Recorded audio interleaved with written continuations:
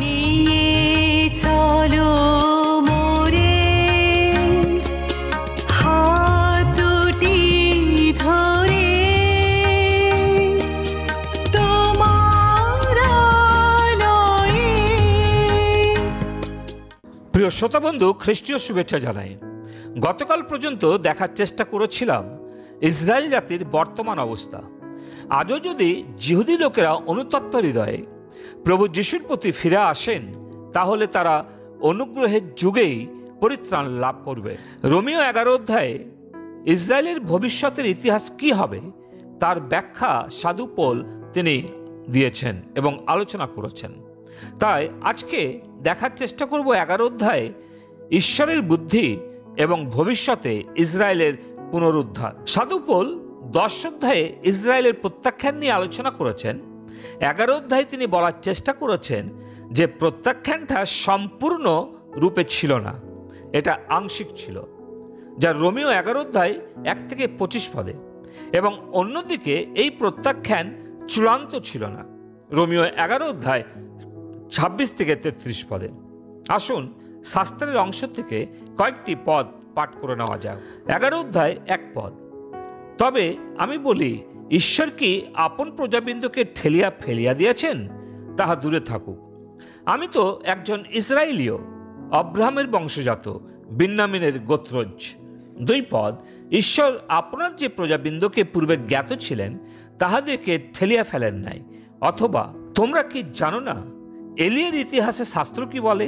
তিনি ইসরায়েলের বিপক্ষে ঈশ্বরের নিকটে এই রূপে অনুরোধ করেন, প্রভু, তাহারা তোমার ভাবাদিগণকে বধ করিয়াছেন, তোমার যজ্ঞবেদী সকল উৎপাটন করিয়াছেন, আর আমি একাই অবশিষ্ট রহিলাম, আর তাহারা আমার প্রাণ লইতে চেষ্টা করিতেছে।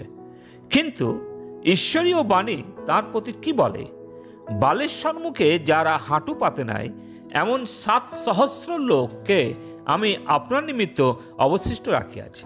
5 পদে, তদ্রূপ এই বর্তমানকালেও অনুগ্রহের নির্বাচন অনুসারে অবশিষ্ট এক অংশ রহিয়াছে।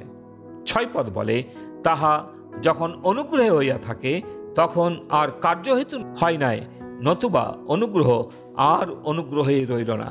প্রথমত প্রত্যাখ্যান মোটেও ছিল না, যা 11 অধ্যায় 1 থেকে 25 পদে। এর কারণ বলা হয়েছে যে ইসরায়েলের দলগুলোর কথা পায়। এই দলগুলো বর্তমানে 2টি বিশেষ ভাগে বিভক্ত হয়ে গেছে। প্রথমত সংখ্যালঘু গোষ্ঠী, যা রোমীয় 11 অধ্যায় 5 পদে লেখা আছে, এই বর্তমানকালেও অনুগ্রহের নির্বাচন অনুসারে অবশিষ্ট এক অংশ রইয়াছে। পৌল এর 2টি প্রমাণ দেয় যে ঈশ্বর সর্বদা তার বিশ্বস্ত অবশিষ্টাংশকে রেখেছেন। প্রথমত, যা তার নিজের কথার প্রসঙ্গে বলেছেন 11 অধ্যায় 1 পদে, তবে আমি কি বলি, ঈশ্বর কি আপন প্রজাবৃন্দকে ঠেলিয়া ফেলিয়া দিয়েছেন? তা দূরে থাকুক। আমি তো একজন ইসরায়েলীয়, অব্রাহামের বংশজাত, বিন্যামিনের গোত্রজ। এই অভিজ্ঞতা তার নিজের পরিবর্তনের সময় লক্ষ্য করা যায়। তিনি একজন ইব্রায় হয়ে যখন উদ্ধার বা পাপের ক্ষমা পেয়েছেন, তখন নতুন জন্ম লাভ করেছেন, এবং আরও অনেক জিহুদি যারা রক্ষা পেয়ে এই অনুগ্রহের যুগেই তারা রয়েছেন, এবং এলিয়ের সময়েও তা লক্ষ্য করা যায়, যা 11 অধ্যায় 2 থেকে 4 পদে পাঠ করেছি, যে কেবল এলিও যিনি একা অবশিষ্ট ছিলেন, তিনি তার অভিজ্ঞতা দিয়ে ঈশ্বরের কাছে ইসরায়েলের বিরুদ্ধে সুপারিশ জানিয়েছিলেন।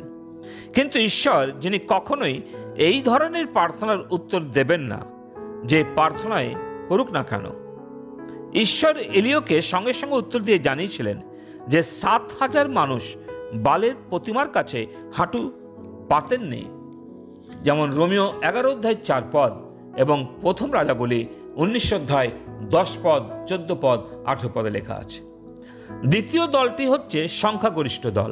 রোমীয় 11 অধ্যায় 7 পদে লেখা আছে, তবে কি ইসরায়েল যাহার অন্বেষণ করে তাহা পায় নাই, কিন্তু নির্বাচিতেরা তাহা পাইয়াছে। এটা হচ্ছে ইসরায়েলের অন্ধত্ব। বর্তমানে ইসরায়েল জাতি 3 ভাবে অন্ধত্বে জর্জরিত। প্রথমত, আদমের পতনের কারণে অন্ধত্ব অবস্থায় রয়েছে, যেমন এপিসোড 4 অধ্যায় 8 পদে উল্লেখ আছে। প্রিয়, এ শুধু জিহুদীদের অবস্থা নয়, বর্তমানে অনেক খ্রিশ্চানদের অবস্থাও একই রকম। তাদের চিত্ত অন্ধ হয়ে রয়েছে, কারণ নিজেদের হৃদয় কঠিন করেছে, তাই ঈশ্বর থেকে দূরে আছে। দ্বিতীয়ত, শয়তান দ্বারা সৃষ্ট অন্ধত্ব। শয়তান তাদের চক্ষু অন্ধ করে দিয়েছে, যেন তারা ঈশ্বরের প্রতিমূর্তি যে খ্রিস্ট তাকে তারা না জানতে পারে, যেমন 2 করন্থীয় 4:4 লেখা আছে।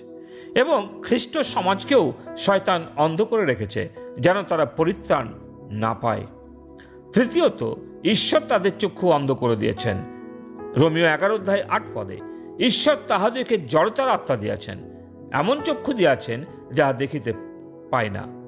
এই মর্মান্তিক আধ্যাত্মিক অন্ধতার পূর্বেই ভাবানী করা হয়েছিল, যেমন যেশায়া 29:10 তার কথা আমরা রোমীয় 11:18 পাই, এবং দাউদের দ্বারা, যা গীতসংহিতা 69:22-23, এবং যা আমরা 11 রোমীয়তে 9-10 পাই। দাউদের দ্বারা ঘোষণা হয়েছিল যে ইসরায়েলের প্রতি কি করতে যাচ্ছে এবং ইসরায়েল যিশুর প্রতি কি করতে যাচ্ছে, যা 59 গীতে 21 লেখা আছে। এবং এর পরিপূর্ণতা মথি 27:34-48 লক্ষ্য করতে পারি, যা আপনি পাঠ করতে পারেন। প্রিয়, আপনিও কি আধ্যাত্মিক অন্ধত্বে রয়েছেন? নিজেকে পরীক্ষা করুন, ঈশ্বরের নিকটে ফিরে আসুন। প্রভু তিনি তার বাক্যে আশীর্বাদ করুন।